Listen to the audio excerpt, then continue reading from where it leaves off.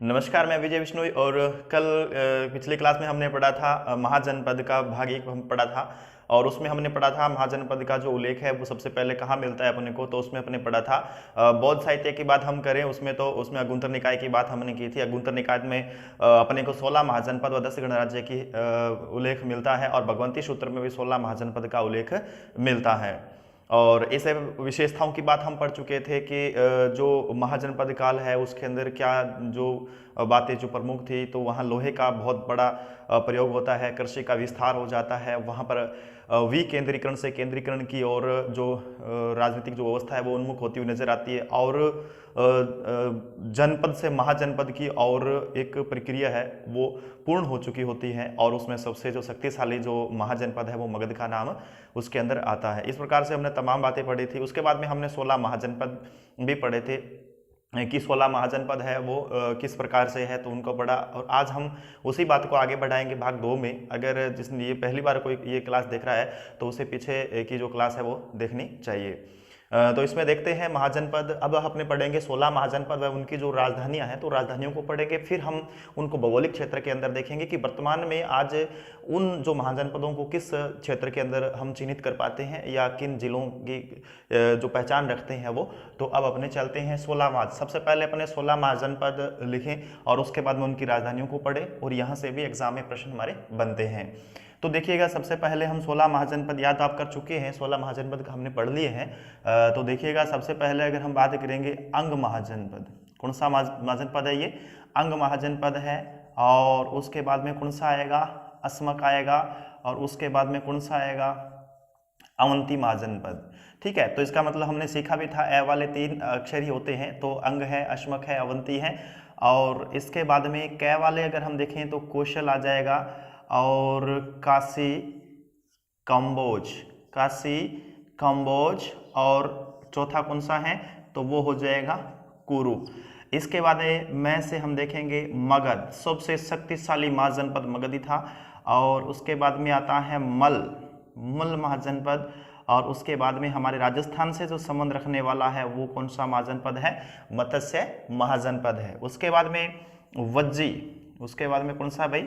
वज्जी है। और वज्जी के बाद में कौन सा है? वत्स। वज्जी के बाद में कौन सा है? वत्स है। और उसके बाद में अगर हम देखेंगे तो महाजनपद आता है पंचाल। कौन सा? पंचाल। पंचाल के बाद में सूरसेन, सूरसेन। और इसके बाद में आता है गंधार, या गंधार हम इसको कह सकते हैं, गंधार या गंधार। और उसके बाद में चेदी। तो कुल मिला के कितने महाजनपद हो जाते हैं? 16 महाजनपद हो जाते हैं। तो हम यानी कि क्रम भी दे सकते हैं, 2 3 4 5 6 7 और 8 9 10 11 12 और 13 और 14 और 15 और 16। तो ये 16 महाजनपद थे। और याद करने का तरीका मैंने बताया था कि पहला अक्षर जब शुरू होता है उनको इकट्ठा कर लीजिएगा। ए वाले 3 ही महाजनपद होते हैं, और कै वाले 4 महाजनपद होते हैं, और मैं वाले 3 महाजनपद होते हैं, और वह अक्षर वाले कितने होते हैं? 2, बाकी सिंगल है। तो ये थे महाजनपद। ये क्या थे भाई? महाजनपद थे। तो अपने अब उनकी क्या लिखनी है? अपने को याद करना है राजधानी। क्या याद करना है अपने को? जो राजधानी। तो अब राजधानियां अपने को याद करनी है। देखिए, अंग की राजधानी कौन सी थी? चंपा थी। अंग की राजधानी कौन सी थी? चंपा थी। अश्मक की राजधानी कौन सी है? तो यहाँ पर आप लिख सकते हो पोतल, या आप इसकी जगह पोटली भी लिखना हुआ मिल सकता है। दक्षिण भारत का एकमात्र महाजनपद है ये, गोदावरी नदी के किनारे स्थित है ये। तो पोतल या पोटली भी इसको कह सकते हो आप। अवंती की 2 राजधानी मिलेगी अपने को। एक का नाम आएगा उज्जैनी। क्या नाम आएगा अपने को? लिखा हुआ उज्जैनी। और एक नाम इसका दूसरा नाम मिलेगा, वो मिलेगा महिष्मती। दूसरा नाम क्या मिलेगा अपने को? महिष्मती। इसके बाद में आगे देखिए कौशल। देखो, कौशल की राजधानी होती है श्रावस्ती। कौन सी राजधानी है? तो ये होती है श्रावस्ती। तो श्रावस्ती है वो कौशल की महाजनपद की राजधानी। काशी की होती है बनारस। काशी की कौन सी होती है भाई? बनारस। और बनारस तो बहुत प्रसिद्ध है, तो याद रखना चाहिए आपको। कंबोज, देखो कंबोज की अगर हम बात करेंगे तो इसके 2 नाम अपने को मिलते हैं, हाटक या इसको हम क्या बोलते हैं, राजपुर। कहीं कहीं राजौरी भी लिखा हुआ मिलता है। कुरु, कुरु की अगर हम बात करेंगे तो इसको हम बोलते हैं इंद्रप्रस्थ। इसकी राजधानी कौन सी बोलते हैं हम, इंद्रप्रस्थ। एग्जाम के दृष्टिकोण से काफी महत्वपूर्ण है ये। इसके बाद है मगध। देखो मगध की काफी राजधानियां रही हैं, तो सबसे पहली राजधानी का क्रम हमें याद रखना है, तो वो आता है गिरिव्रज। कौन सी है भाई, गिरिव्रज, गिरिव्रज है। और दूसरी इसके बाद में राजगृह, और तीसरे नंबर पर आते हैं पाटली। इस प्रकार राजधानी चेंज होती रहती है, लेकिन आप गिरिव्रज और राजगृह आपको लिखा हुआ मिल सकता है। अगर ये दोनों ऑप्शन नहीं है तो आपको पाटलिपुत्र भी, वो ऑप्शन पर डिपेंड करेगा कि वो कौन सी राजधानी हमसे पूछ रहा है, ऑप्शन में क्या है। इसके बाद में देखिए मल्ल महाजनपद की 2 राजधानियां हैं। अब एक पावापुरी, कौन सी है भाई, पावापुरी, और दूसरी है कुशीनारा। दूसरी कौन सी है ये, कुशीनारा है ये। इसके बाद मत्स्य, राजस्थान से संबंध रखने वाला मत्स्य महाजनपद है। जयपुर, अलवर, भरतपुर का जो क्षेत्र है, ये क्षेत्र इस महाजनपद के अंतर्गत आता था। तो इसकी राजधानी है विराटनगर। कौन सी राजधानी है भाई, विराटनगर। और ये रीट 2018 में पूछा था, बहुत आसान बात पूछी गई। और इसके बाद में देखो वज्जी, वज्जी किसके थी भाई, वैशाली। तो आप रख सकते हो याद कि वज्ज गई थी किसके, वैशाली के, तो यहाँ वैशाली हो जाएगा। वत्स, देखो वत्स का अगर हम बात यहाँ पर करेंगे तो यहाँ पर आएगा कौशाम्बी। क्या आएगा, कौशाम्बी। देखो ये वाला वत्स वाला क्षेत्र ना, ये इलाहाबाद, वर्तमान में हमारा जो इलाहाबाद है ना, वहां पड़ता है ये वत्स, कौशाम्बी, यूपी में है ये। अब आपने देखेंगे पांचाल, देखेंगे पांचाल की 2 राजधानी है। कितनी राजधानी है, 2 राजधानी है पांचाल महाजनपद की। तो इसमें हम देखेंगे तो एक आएगा अहिछत्र। कौन सा आएगा भाई, अहिछत्र। याद रखिएगा अहिछत्रपुर नहीं है, नागौर नहीं है ये, ठीक है। अहिछत्र ये हमारा कहाँ पड़ता है, जो फर्रुखाबाद का क्षेत्र है, रुहेलखंड का बदायूं वाला जो हिस्सा है ना, वहां की बात कर रहा है ये। इसके बाद में आगे देखिएगा दूसरी जो राजधानी है वो है काम्पिले। कौन सी है भाई, काम्पिले। तो ये ध्यान रखेंगे। सूरसेन, देखो सूरसेन, तो सूरसेन का भी क्षेत्र लगभग राजस्थान में है, और कुछ क्षेत्र मथुरा वृंदावन का हिस्सा है, वो पड़ता है सूरसेन। और यादवों का यहाँ पर राज था। भगवान कृष्ण का संबंध इस महाजनपद से ही बताया जाता है। तो सूरसेन से आप देखेंगे तो मथुरा, और ये भी हमारे रीट में प्रश्न पूछा गया था, तो ये मथुरा। गांधार, गांधार के हम बात करें तो तक्षशिला, गांधार की कौन सी है भाई, तक्षशिला है। और चैदी, इसका आएगा आपको 2 नाम इस तरीके से लिखे हुए मिल सकते हैं, शुक्तिमती, शुक्तिमती नहीं है तो यहाँ सौंथीवती भी नाम लिखा हुआ मिल सकता है। तो ये हमारे क्या थे, 16 महाजनपद थे, एवं उनकी क्या थी, राजधानियां। देखो थोड़ा सा अभ्यास करोगे, थोड़ा सा नोट करोगे 1-2 बार, तो जरूर ये चीजें याद हो जाएगी, ठीक है। कौन कौन से याद करने होते हैं, तो सारे याद नहीं करने होते हैं, ठीक है। जरूरी नहीं है कि सारी बातें हमें याद होती है। अगर 60 से 70% हमारी बातें याद होती है तो ऑप्शन के अंदर हमारा प्रश्न क्या हो जाता है, सही हो जाता है। तो ये आपको थोड़ी टेक्निक तरीके से पढ़ना है। तो थोड़ा वापस देखिएगा। अंग, चंपा, चंपा का अंग, आशमक, पोतल या पोटली, अवंती, ये मध्य प्रदेश वाला हिस्सा है। उज्जैनी, उज्जैन जानते हो मध्य प्रदेश है, शिप्रा नदी के तट पर अवंती, उज्जैन, ये ठीक है। कौशल, श्रावस्ती, कौशल कहाँ पड़ता है, श्रावस्ती में। काशी, बनारस, राजधानी कौन सी है काशी की, बनारस, खाए पान बनारस वाला, तो वो याद रखिएगा। कंबोज, कंबोज, कंबोज घोड़ों के लिए बड़ा प्रसिद्ध माना गया था यह महाजनपद। कुरु, इंद्रप्रस्थ, कुरु दिल्ली के आसपास का क्षेत्र, कुरु जो हमारा मेरठ का, गाजियाबाद का जो हिस्सा है वो कुरु इंद्रप्रस्थ वाला रहेगा। मगध, मगध गिरिव्रज राजगृह, ठीक है, गिरिव्रज राजगृह। मगध हमारा जो बिहार है, बिहार का दक्षिण हिस्सा, पटना, गया, जो बिहार का जिले पड़ते हैं वहां है ये। मल, पावापुरी और कुशीनारा, बहुत आसान है, हमें पहले याद हो जाएंगे। और जैन और बौद्ध धर्म पढ़ेंगे तो वहां पर भी हमें याद होंगे। मत्स्य, विराटनगर, भूलने की कोई तो गुंजाइश ही नहीं है, हमेशा याद रहता है विराटनगर, जयपुर, विराट, जयपुर, वो बात है ये। वज्जी, वज्जी किसके थी भाई, वैशाली के वज्जी थी, ठीक है। और वत्स, वत्स, कौशाम्बी, कौशाम्बी। पांचाल, अहिछत्र और काम्पिले 2 राजधानी है। सूरसेन तो याद ही रहता है, मथुरा है। और गांधार तो जानते हो, तक्षशिला है, जो पेशावर और रावलपिंडी पाकिस्तान का जो हिस्सा पड़ता है, पूर्वी पाकिस्तान आप जिसको बोलते हो, वहां ये क्षेत्र है। और चैदिश, शुक्तिमती आप इसको कह सकते हो, ठीक है। तो ये झांसी के आसपास की लोकेशन है ये। ठीक है। तो अब अपने इसमें आगे देखेंगे कि एक भौगोलिक क्षेत्र के अंदर इनको कैसे प्रदिष्ट हम करें, या हमें कोई स्थान देकर पूछ लिया जाएगा निम्नलिखित इन स्थानों में से किस महाजनपद का संबंध रहता था, तो थोड़ी भौगोलिक स्थिति में थोड़ा सा हम इनको देख लेते हैं। तो इनको थोड़ा याद करना है, आप इनको भाई नोट कर सकते हो। ये आपको ध्यान रखना है 16 महाजनपद एवं उनकी राजधानी। और पहले भाग में हमने क्या किया था, इनके सामान्य परिचय हमने पढ़ा था, इनके उल्लेख पढ़ा था, इनकी विशेषताएं हमने पढ़ी थी, इनकी थोड़ी राजनीतिक व्यवस्थाएं हैं वो हमने पढ़ी थी, और तो वो 2-3 पॉइंट वहां से आप सीख सकते हो।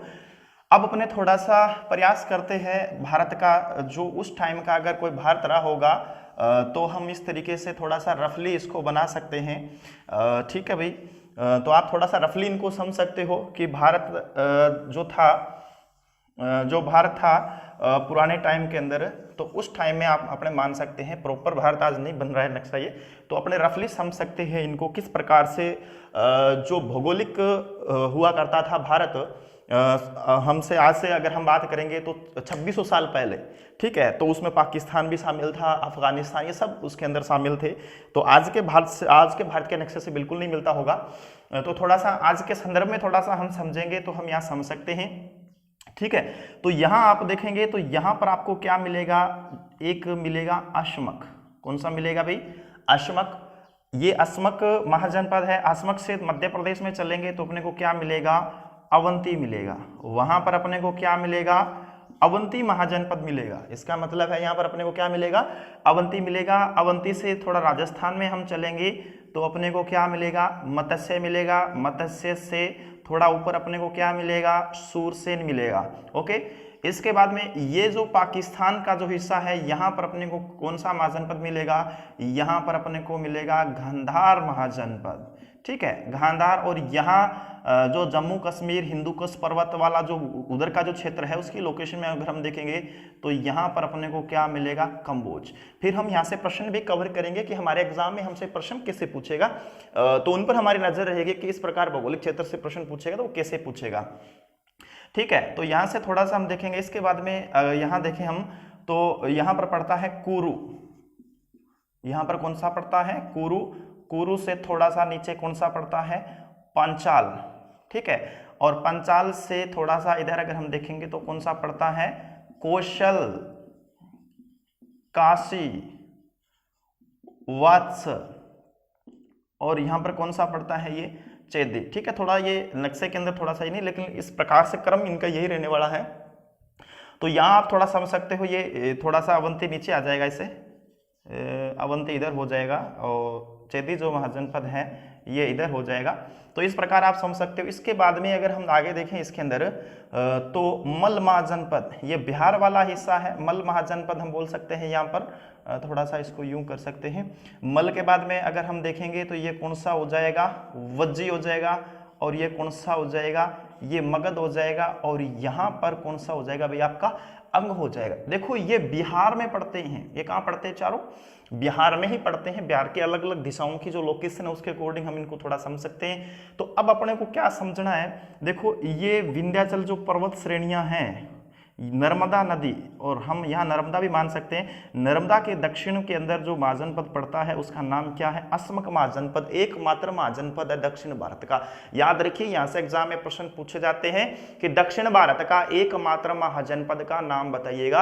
आपका उत्तर क्या हो जाएगा, असमक महाजनपद। असमक महाजनपद है, एक नदी है, नदी का नाम है गोदावरी। तो ये गोदावरी नदी की लोकेशन में पड़ता है, और गोदावरी नदी के आसपास का जो क्षेत्र है दोनों तरफ ये असमक महाजनपद विस्तृत माना जाता है। और इसकी राजधानी हमने कौन सी पढ़ी थी, तो हमने पोटली पढ़ी थी। इसके बाद में आप अगर इसको अवंती को समझोगे, इसके बाद में किस महाजनपद की बात करेंगे हम, अगर आप अवंती महाजनपद की अगर हम बात करेंगे तो अवंती को आप थोड़ा समझ सकते हो कि ये मध्य प्रदेश वाला क्षेत्र है। कौन सा क्षेत्र है भाई, ये एमपी वाला क्षेत्र है। मध्य प्रदेश का जो उज्जैन शहर है उसकी लोकेशन के अंदर ये बताया जा रहा है। अगर हम थोड़ा सा मत्स्य को समझेंगे, मत्स्य का पड़ता है, तो आप याद रखेंगे इसका जो क्षेत्र था वो कौन सा था भाई, जयपुर था। और इसका क्षेत्र दूसरा और कौन सा था, अलवर था। और कौन सा था भाई, भरतपुर था। तो ये थोड़ा सा आप इनको समझ सकते हो, मत्स्य राजस्थान से। इसके बाद में इसकी थोड़ी सी हम लोकेशन की बात करेंगे तो इसका मथुरा और वृंदावन का क्षेत्र था। यानी इसका अगर हम बात करेंगे तो कौन सा क्षेत्र रहेगा, मथुरा और वृंदावन। तो मथुरा और वृंदावन का क्षेत्र है वो किसका था, सूरसेन का, ये भी आप समझ सकते हो। इसके बाद में अगर इसकी हम बात करेंगे तो वर्तमान में जो पेशावर है, वर्तमान में क्या है, पेशावर है और रावलपिंडी है, वर्तमान में पेशावर रावलपिंडी। लेकिन मैं थोड़ा सा बताऊं आपको, तो ये पूर्वी पाकिस्तान और सिंध घाटी के कुछ क्षेत्र, कश्मीर के कुछ घाटी क्षेत्र है वो इसके अंदर शामिल किए जाते हैं, कुछ हिस्सा अफगानिस्तान का भी थोड़ा सा रहता है। और इसका जो तक्षशिला है, ठीक है, तक्षशिला याद रखिएगा, तक्षशिला आहत सिक्कों के लिए प्रसिद्ध माना जाता है। मैं 5-10 प्रश्न इसके बीच में फिर कवर कराऊंगा। तक्षशिला किसके लिए है, आहत सिक्कों के लिए। कौन सा महाजनपद है, तो गांधार महाजनपद है। अगर इसकी हम बात करेंगे तो हिंदू कुश पर्वत और जम्मू कश्मीर का जो क्षेत्र माना जाता है वो इस कंबोज में आता है, और कंबोज उत्तरतम महाजनपद के अंदर क्या करते हैं, हम शामिल करते हैं। उत्तर पश्चिम में जिसको हम शामिल करते हैं वो कौन सा करते हैं, हम गांधार महाजनपद को करते हैं। तो ये थोड़ा सा समझिएगा आप। और इसको राजौरी क्षेत्र भी कुछ लोग बोलते हैं, तो कंबोज है। और राजधानी तो हमने पढ़ी ली, हाटक या राजपुर इसकी राजधानी है। और ये कहाँ पड़ता है, तो आप याद रखिएगा, पामीर का पठार, हिंदू कुश जो पर्वत है उसके और जम्मू कश्मीर की जो लोकेशन है ये इसकी लोकेशन रहती है। ये जो महाजनपद है ये किसके लिए प्रसिद्ध था, तो याद रखेंगे ये घोड़ों के लिए प्रसिद्ध था। घोड़ों के व्यापार के लिए कौन सा महाजनपद था, ये था। आहत सिक्कों के लिए कौन सा था, तो गांधार था। इसके बाद में हम पढ़ते हैं कुरु। देखो कुरु की भौगोलिक स्थिति कैसी रही होगी आज के वर्तमान में हम समझेंगे तो हमारा उत्तर प्रदेश का जो मेरठ जिला है, मेरठ के साथ में जो गाजियाबाद पड़ता है, गाजियाबाद का जो हिस्सा है, और दिल्ली का जो सुख, तो ये लगभग लोकेशन के अंदर आ करता था। इसका मतलब है कि दिल्ली, मेरठ, गाजियाबाद क्षेत्र है, और दिल्ली इस इंद्रप्रस्थ इसकी राजधानी हुआ करती थी कुरु महाजनपद की। तो ये क्षेत्र आज वर्तमान में रहता है। थोड़ी सी यह भौगोलिक क्षेत्र की जानकारी रखिएगा, एग्जाम में इस प्रकार के भी प्रश्न थोड़े से पूछ लेते हैं, थोड़ा सा कठिन प्रश्न बन जाता है। अब अपने से पांचाल में देखिएगा, पांचाल की अगर हम बात करते हैं, पांचाल महाजनपद की 2 राजधानी थी, अहि छत्र और कौन सी थी, कांपिल्य थी। ये राजधानियों का क्रम आप वहां याद रखिएगा। तो यहां पर अगर हम देखेंगे ये कौन सा क्षेत्र हो सकता है भी, पांचाल वाला, तो ये याद रखिएगा, ये रोहेलखंड। कौन सा खंड है, रोहेलखंड। याद रखिएगा ये बुंदेलखंड नहीं है, तो कौन सा है, रोहेलखंड आप इसको कह सकते हो। इसको आप क्या कह सकते हो, बदायूं वाला क्षेत्र है, या आप इसको क्या कह सकते हो, जो फर्रुखाबाद वाला क्षेत्र है, ये जो हिस्सा है वो किसके अंदर पड़ता था, तो आप बता सकते हो निश्चित रूप से पांचाल महाजनपद के अंतर्गत पड़ता था। इसके बाद में कौशल की अगर हम बात करेंगे, जो कौशल महाजनपद हमारा आता है, तो ये श्रावस्ती, जो ये श्रावस्ती की जो लोकेशन थी, अयोध्या, कहीं कहीं इसकी अयोध्या के अंदर ही बातें की गई हैं, तो वो लोकेशन है कौशल श्रावस्ती का जो क्षेत्र है। और ये हमारे यूपी, ये यूपी से संबंध रखते हैं भाई, याद रखना, ये किससे संबंध रखते हैं, ये यूपी से संबंध रखने वाले में, यहाँ यूपी कह सकते हो आप, इसके यूपी के अंदर कहीं ना कहीं इनकी लोकेशन ज्यादा आ रही है। तो इसके बाद में ये श्रावस्ती वाला क्षेत्र हो जाएगा। इसका क्षेत्र कौन सा हो जाएगा भाई, श्रावस्ती का क्षेत्र है। और इसके बाद में काशी, तो आप काशी को जानते हो भाई, कौन सा क्षेत्र इसका था, जो बनारस के आसपास की जो लोकेशन थी, तो वो किसकी लोकेशन थी भाई, काशी महाजनपद की थी। आज का हमारा बनारस के आसपास की लोकेशन बताई जा रही है। वत्स, देखो वत्स की अगर हम बात करेंगे तो वत्स जो हमारा महाजनपद पड़ता था, और इसकी राजधानी कौन सी थी, कौशाम्बी। और कौशाम्बी का समीकरण आज हम बैठाते हैं इलाहाबाद से। किससे बिठाते हैं भाई, तो इलाहाबाद। तो ये हमारा यूपी से आप थोड़ा इलाहाबाद को भी ले सकते हो। तो इलाहाबाद की लोकेशन में कौन सा पड़ता है, वत्स। इसके बाद में कौन सा है, ये चेदी। देखो चेदी महाजनपद की राजधानी तो आपको भी पढ़ी थी, आप याद भी हो गई होगी। तो शुक्तिमती या सोंथीमती है, वो किस महाजनपद की राजधानी है, चेदी महाजनपद की राजधानी है। तो इसकी अगर हम बात करेंगे तो ये जो क्षेत्र है ना, ये बुंदेलखंड में, कहाँ है ये, बुंदेलखंड। कहाँ पड़ता है बुंदेलखंड, यूपी में पड़ता है ना। तो ये झांसी, तो ये जो झांसी जो क्षेत्र है, झांसी का जो क्षेत्र है, बुंदेलखंड का जो क्षेत्र है, वो चेदी महाजनपद के अंतर्गत आता था पहले। और वर्तमान में बुंदेलखंड, झांसी का क्षेत्र चेदी महाजनपद के अंतर्गत बताया जाता है। तो ये जो महाजनपद है ये लगभग किसकी लोकेशन कवर कर रहे हैं, तो ये यूपी की कर रहे हैं। किसके कर रहे हैं, ये यूपी की लोकेशन में आ रहे हैं। इसके बाद में देखिएगा मल्ल महाजनपद। कौन सा महाजनपद है, मल्ल महाजनपद। पावापुरी और कुशीनारा 2 इसकी राजधानियां हुआ करती थी। तो ये ध्यान में रखिएगा, ये कुछ भाग इसका किस में आ रहा है, यूपी में आ रहा है, कुछ वाक्य इसमें आ रहा है इसका, यूपी में आ रहा है। तो आप जानते हो उत्तर प्रदेश में गोरखपुर पड़ता है, कौन सा पड़ता है, गोरखपुर पड़ता है। और आप जानते हो गोरखपुर से जो चुनाव जीतते हैं वो कौन है, तो योगी आदित्यनाथ है जो उत्तर प्रदेश के जो सीएम है, तो उनका संबंध हमेशा ही गोरखपुर से रहता है। तो वो क्षेत्र है। और प्लस देखिए गोरख तो देव है, गोरख तो देव है, तो देवरिया, ये दो जिले हैं, याद रखिए यूपी के दो जिले हैं, गोरखपुर देवरिया का कुछ मल महाजनपद के अंदर क्या हुआ करता था, कुछ भाग शामिल हुआ करता था।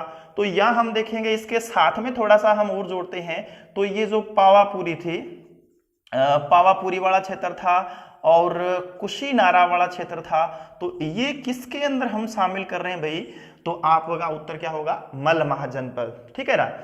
इसके बाद में देखिएगा वज्जी, अगर हम ये वज्जी महाजनपद की बात करेंगे तो वज्जी में आपने पढ़ा होगा कि नेपाल का तराई वाला हिस्सा की हम बात करेंगे, तो ये जो ऊपर आपको पता इधर ऊपर से नेपाल की लोकेशन के अंदर टच कर रहा है ये, तो जो नेपाल का कुछ भाग इसके अंदर शामिल था। और अगर हम वज्जी महाजनपद की राजधानी की बात करेंगे तो यहाँ पर वैशाली, ठीक है, और वैशाली से तो आप जानते ही हो बड़ा संबंध रहता है, ठीक है, हमारे जो दार्शनिक हुए हैं उनका, तो ये नेपाल और वैशाली वाला जो क्षेत्र, नेपाल के कुछ तराई वाला, तो ये हिस्सा किसमें शामिल करते थे, वज्जी में। अब अपने चलते हैं मगध, सबसे शक्तिशाली और सबसे महत्वपूर्ण महाजनपद कौन सा है, मगध महाजनपद है। और मगध बिहार में पड़ता है, बिहार का दक्षिणी हिस्सा है, और पटना का और गया जिले पड़ते हैं बिहार के, उनका जो क्षेत्र है ना उसको हम क्या बोलते हैं भाई, मगध बोलते हैं। लेकिन मगध से ही भारतीय राजनीति का प्रादुर्भाव हुआ था, यहाँ पर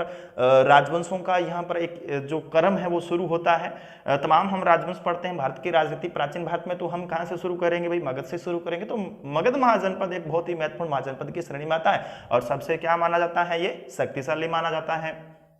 अब यहाँ से देखिएगा मगध महाजनपद की हम बात यहाँ से करेंगे तो इसका क्षेत्र हम देखेंगे तो हम क्या बताएंगे, पटना, और एक जिला कौन सा है, गया, यानी बिहार का जो दक्षिणी हिस्सा है वो मगध महाजनपद है। और ये सबसे क्या माना जाता है, तो आपका उत्तर होगा शक्तिशाली।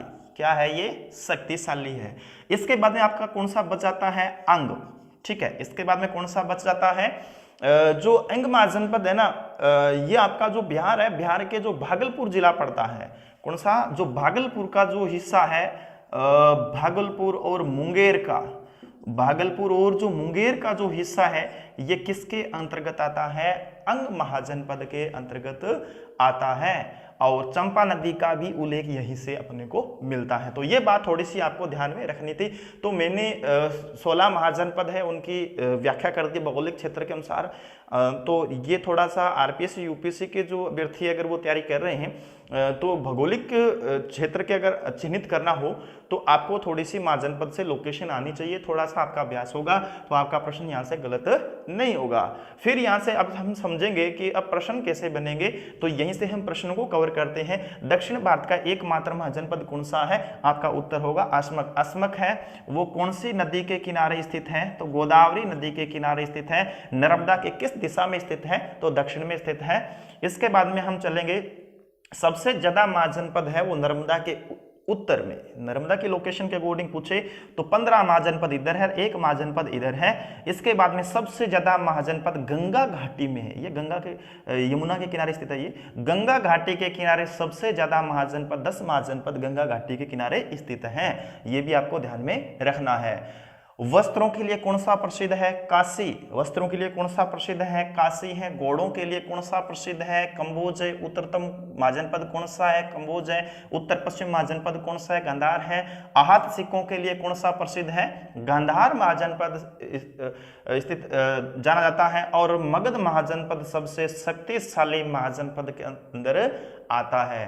इसके बाद में हम पढ़ेंगे मल और वज्जी, ये दो पढ़ेंगे तो इनमें गणराज्यों का उल्लेख मिलता है। मल और वज्जी के अंदर अपने को क्या मिलता है, गणतंत्रात्मक व्यवस्था मिलते हैं। तो ये थोड़ा सा हम यहाँ देखेंगे। मल में 2 गणराज्यों का उल्लेख मिलता है और वज्जी यानी वज्जी किसके थी भाई, वैशाली की। तो इसकी राजधानी कौन सी थी, वैशाली थी। इसके अंदर अपने को कितने गणराज्यों का उल्लेख मिलता है? 8, और दोनों में टोटल करते हैं तो कितने हो जाते हैं? 10। तो यहां से जहां से प्रश्न पूछे गए हैं मैं उन्हीं चीजों को फोकस कर रहा हूं। अगर आपसे प्रश्न पूछा जाए कि मल्ल महाजनपद में कितने गणराज्यों का उल्लेख मिलता है, 2, 4, 8, 10, तो यहां बताओगे गणराज्य 2 मिलते हैं।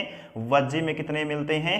8 मिलते हैं। कुल गणराज्यों की संख्या हमने बौद्ध साहित्यों में पढ़ी थी 10, 10 में से 2 उधर तो 8 इधर। ठीक है, ओके। तो ये हमारा था भाई आज का जो महाजनपद का भाग था, और मैंने मुख्य मुख्य बातें थी वो आपके इसके अंदर रख दी हैं। तो यहाँ इस प्रकार से हमसे प्रश्न पूछे जाते हैं। थोड़ी सी भौगोलिक जो क्षेत्र है उनके अंदर आप थोड़ा इनको रखकर एक थोड़ा सा रफली तैयार कर सकते हो। 1-2 बार अभ्यास करोगे तो ये सारी बातें याद हो जाएगी, और इसी प्रकार महाजनपद से यहाँ से प्रश्न हमारे बनते हैं। ठीक है, तो हमने 2 क्लासें ली है महाजनपद की। एक पहले में हमने मुख्य मुख्य बिंदु रखे थे, उसमें हमने उल्लेख की बात की थी। जैन साहित्य बौद्ध साहित्य से हमने पढ़ा था, तो हमने जैन साहित्य में क्या पढ़ा था? भगवती सूत्र की बात की थी। बौद्ध साहित्य में हमने क्या पढ़ा था? गुंतर निकाय शुद्ध पिटक का जो भाग है उसमें हमें 16 महाजनपद और 10 गणराज्यों की बातें की। 10 गणराज्य हमने पढ़े, 16 महाजनपद पढ़े, उनकी राजधानी पढ़े, और महाजनपद की जो विशेषताएं हैं वहां से एग्जाम में अच्छा प्रश्न बनता है तो वो भी हमने चीजें पढ़ ली है। तो ये 2 भाग हैं। अगर महाजनपद आप पढ़ रहे हो तो दोनों भागों को आप देखिएगा, और इतनी बातें पढ़ने के बाद में मेरे को नहीं लगता है कि कोई आपकी कोई कमी रह जाएगी। और बाकी हम आगे कल नया पढ़ेंगे, वो अगली क्लास